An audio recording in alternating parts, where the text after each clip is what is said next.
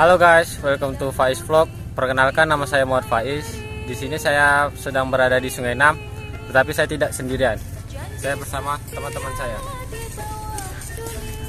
Halo guys, perkenalkan nama saya Nasya Fazura Juliana Putri. Nama saya Dinda Diva. Nama saya Cahya Wulandari. Saya Ranianti Putri Zara. Nama saya Deokta Tirani. Jadi hari ini kami bakal melakukan penelitian di Sungai Nam.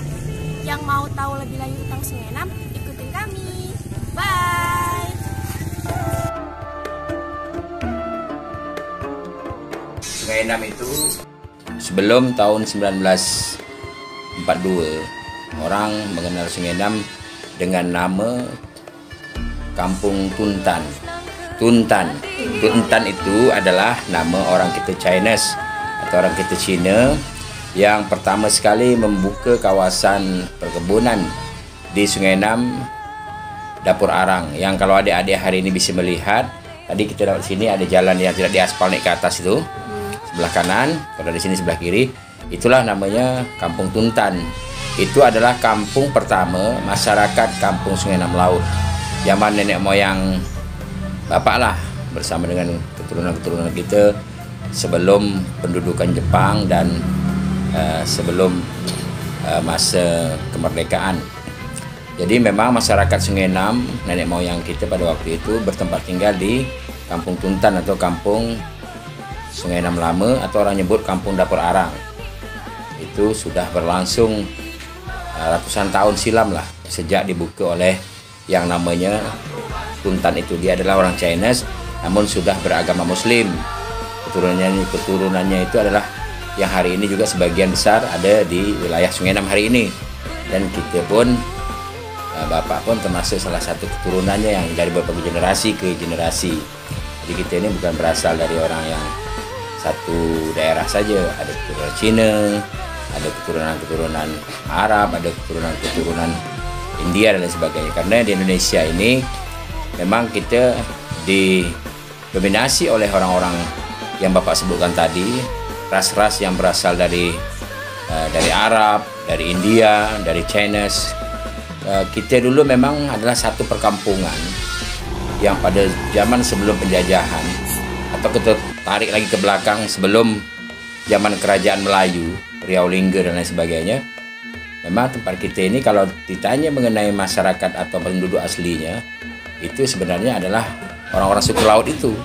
Orang-orang Seka, orang-orang Mantang, orang-orang yang hidupnya berpindah-pindah menggunakan sampan atau perahu ya.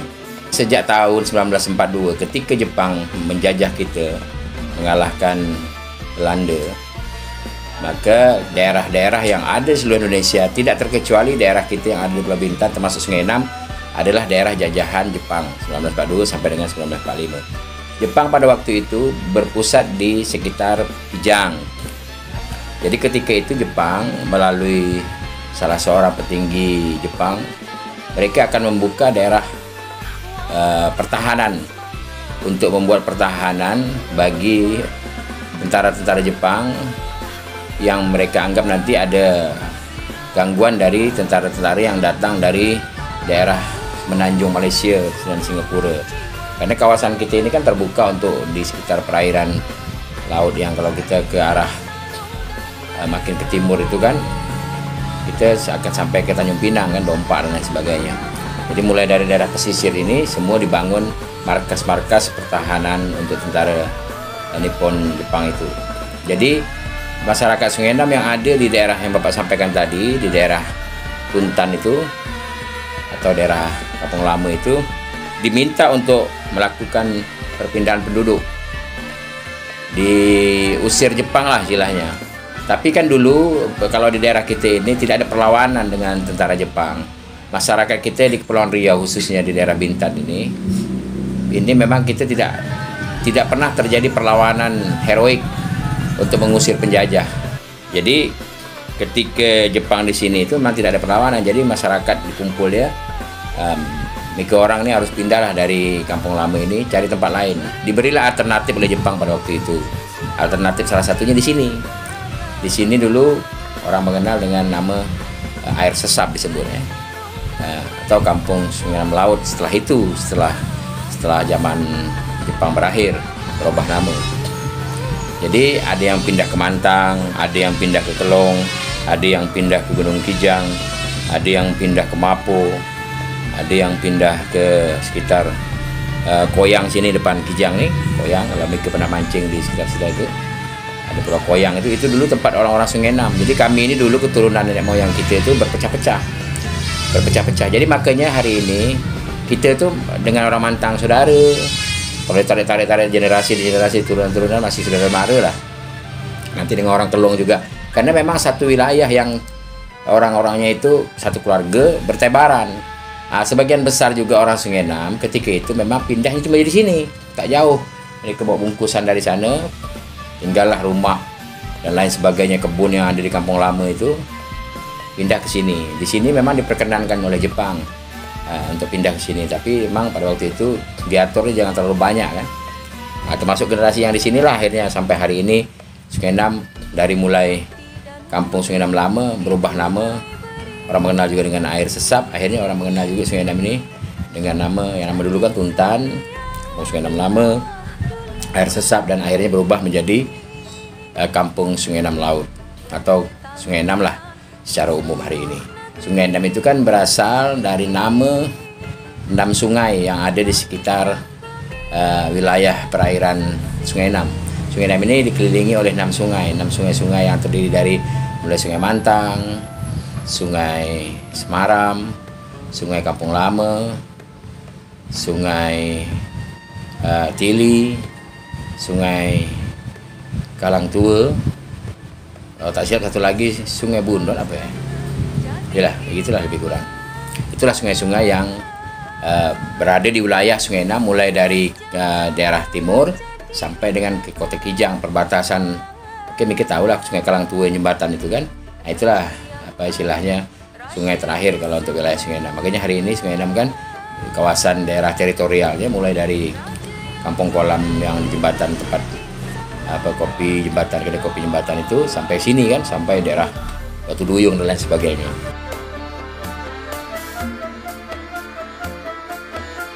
Kalau di Sungai Enam ini ada satu kawasan yang terletak, kalau kawasan yang terkait dengan zaman penjajahan memang sudah tidak ada lagi.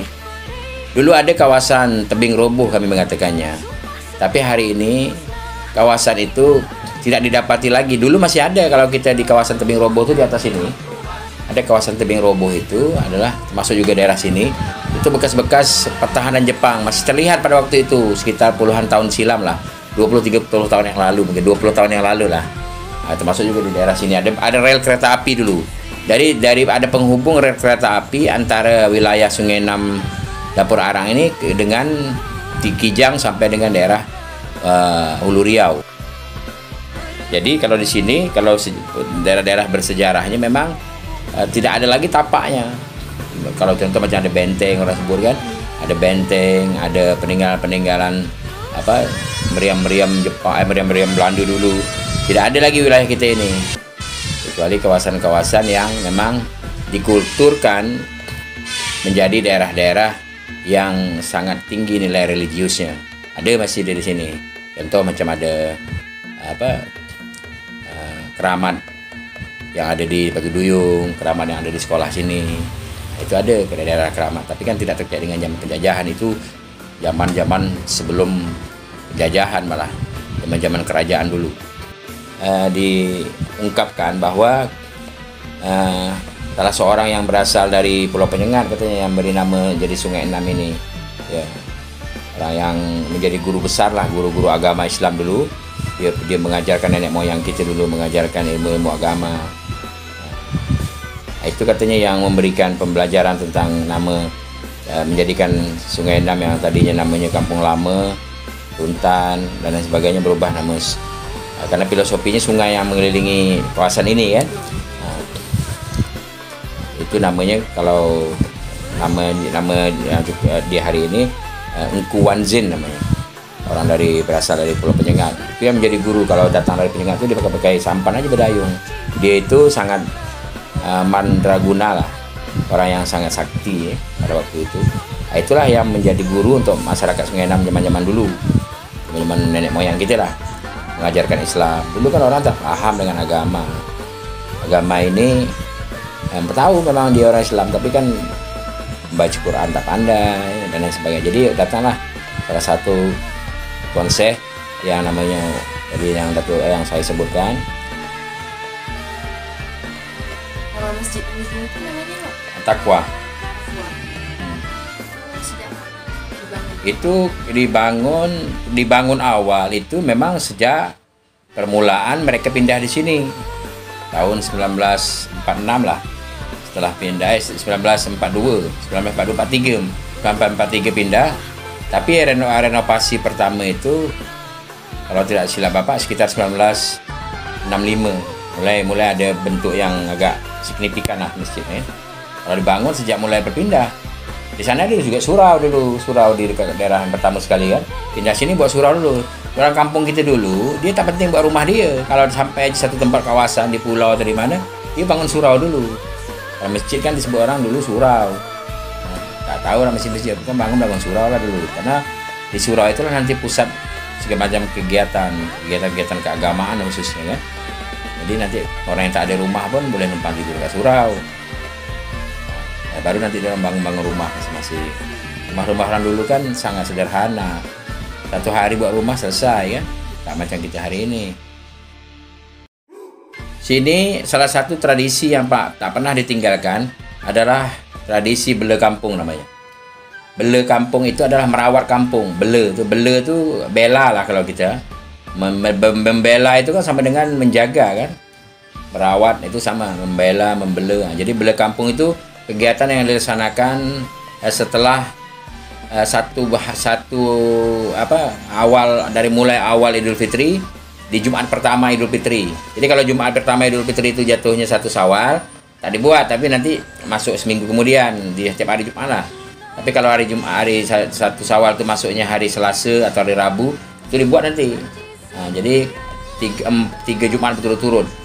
Itu nanti ada tradisi yang namanya tradisi ketupat lepas. Ketupat lepas itu dibuat untuk Jumat pertama itu sebanyak 21 buah, yang Jumat kedua 14 buah, yang Jumat terakhir 7 buah. Ketupat lepas itu lain dengan ketupat hari raya, lain, tak sama. Dia biasa dimasak dengan nasi dicampur santan kelapa, ataupun langsung dengan pulut langsung, atau dengan pulut beras yang hitam tu. Itu tradisi itu dilaksanakan ba'da sholat subuh. Habis sholat subuh langsung orang menuju lapangan. Jadi kita pernah nengok lah, karena mereka kan orang lagi suasana hari raya kan. Kalau kita dia sudah menjadi ciri khas Sungai Enam tuh. Itu namanya kegiatan bela kampung. Di situ ada pembacaan tolak balak dan lain sebagainya oleh orang yang memang dari generasi ke generasi dia berganti-gantian, dari zaman datuk dia, bapak dia sekarang hari ini dia. Itu Pak Sariman namanya, Pak Sariman Haris, dia yang memimpin acara itu. Nah, itu nanti datang ibu-ibu pagi-pagi subuh-subuh habis sholat subuh tuh di hari Jumat pertama bawa ketupat lepas itu. Boleh bawa ketupat lepas, tak sempat buat ketupat pun boleh bawa pisang 44 hari kan. Kalau tak ada juga, kadang-kadang ada orang juga bawa kue hari raya. Nah, itu sampai dilakukan. Itu ada kegiatan tradisi. Dan itu sini ada tradisi yang tak pernah hilang juga, tradisi melepas sampan. Lepas sampan ketika nelayan buat sampan di darat, nanti ada pembacaan doa tolak balak dan lain sebagainya, dilepas ke laut. Ada beberapa tradisi lagi lah yang terus dijaga dan dirawat bersama-sama. Tapi yang paling sering dibuat tradisi itulah tadi. Tradisi bela kampung dan tradisi melepas sampan atau but ke laut. Yang khas itu kan kalau adik-adik lewat sini kan nampak otak-otak kan. Nah, itu salah satu ciri khas. Itu bukan zaman sekarang aja, dari zaman dulu memang masyarakat Sungai Enam ini kalau makan otak-otak ini salah satu makanan kuliner yang paling khas di Sungai Enam ini. Nah, dulu otak-otak memang orang hanya menggunakan ikan todak saja dulu. Ikan todak yang dibuat otak-otak. Kalau hari ini ikan-ikan yang dijaring di laut lepas, tenggiri kan. Ikan-ikan yang laut besar lah. Banyaklah jenis-jenis ikan, bukan macam dulu. Kalau dulu memang kayaknya ikan memparang dulu kami sebut, ikan memparang sama ikan todak aja. Hari ini ikan itu jarang dibuat orang otak-otak. Orang lebih ada juga untuk campurannya. Orang sekarang menggunakan ikan tenggiri ya. Karena ikan tenggiri itu kan tulangnya sedikit, dagingnya lebih banyak. Kualitas mungkin lebih baik mungkin. Nah, Itu makanan tradisi masyarakat Sungai Enam. Otak-otak. Buka usaha otak-otak Ya, sudah berapa lama? udah berjalan sekitar 15 tahun lah. 15 tahun. Biasa Pak, modal yang dikeluarkan per hari? Kalau kita kalau tanya modal itu susah juga. Tergantung omset juga. Kalau kita per hari itu mengeluarkan biaya untuk buat otak-otak itu lebih 1 juta lebih bisa. Kalau daun kelapa otak-otak itu Pak, Biasa kalau daun kelapa itu kita dapat dari luar maksudnya dari luar Sungai Enam ini, dari Pulau Mantang, Pulau Bendun, bahkan dari Kawal pun ada juga. Kalau biasanya ikannya dari ikan apa? Kalau ikan kita biasa pakai ikan tenggiri sama dela. Ikan tenggiri sama dela. Bahan bakunya itu kita dapat dari Barek Motor, tempat pelelangan ikan itu. Kalau masalah pembeli itu kebanyakan dari luar. Ada yang dari Jakarta ada, dari Pekanbaru ada, dari Batam ada. Bahkan dari luar negeri pun ada. Seperti Malaysia, Singapura. Sampai ke sini. Kalau yang jelas ini turun temurun dari orang-orang tua dulu yang di sini. Kalau kita mau nengok tahun berapa kita nggak tahu. Kita belum lahir ini sudah ada mungkin. Tapi belum terkenal kayak sekarang. Bawang merah, bawang putih, serai, jahe. Beda dengan otak-otak tulang. Kalau otak-otak tulang bahan bakunya cuma ditambah kelapa sangrai aja, kelapa goreng. Kalau otak tulang lah, perbedaannya itu aja. Yang lain sama semua. Kalau otak tulang tuh Pak, tulangnya itu langsung dari ikan itu ya? Tulangnya itu cara pembuatannya sisa ikan yang dikerik tadi kan tinggal tulang kita cincang itu memakai ikan apa? sama ikan tenggiri tadi, ikan tenggiri sama ikan dela tadi kan cara pembuatannya kan dikerik dulu, udah dikerik kan diambil isinya, sisa tulangnya itu kita cincang. Nah itu lagi untuk bahan baku tulang tadi, seperti kepalanya. Jadi semua ikan tuh dipakai, kecuali perut ikan nggak dipakai. Itulah bahan bakunya. Kalau apa Pak, hari-hari besar itu Pak kan rame nih kan Pak nanti. Omsetnya kalau masalah hari besar omset itu mungkin 2 kali lipat. Itu bisa berpendapatan bisa berapa? Kalau kita nengok kalau untuk hari besar itu pendapatannya dalam 1 hari itu 4 juta bisa. Kotor ya, bukan bersih, kotornya bisa kalau untuk hari-hari besar lah, hari Minggu. Tapi kalau untuk hari-hari biasa ini nggak sampai segitu, itu sebagian aja. Hari besar untuk hari-hari misalnya tahun baru pun udah beda lagi. Tahun baru, hari raya tuh udah beda lagi omset. Tahun baru bisa melebihi 3 kali lipat, saking ramai. Kalau tahun baru kan banyak pesanan minta juga, yang masak juga. Kalau apa dari luar gitu Pak ada yang pesan mentahannya? Ada yang per kilo ada, tapi dia mentahan yang per kilo ya. Kalau per kilo berapa Pak? Yang per kilo tuh kalau kami jual yang ikannya itu 100 per kilonya. Kalau yang tulang itu 85 tulang. Tapi kalau yang sudah dipakai daun itu 1.300 per biji. Dulu kan masih 1.000, sekarang semua barang-barang udah naik. Jadi rata-rata di sini otak-otak 1.500 semua. Dan nggak ada lagi harga 1.000.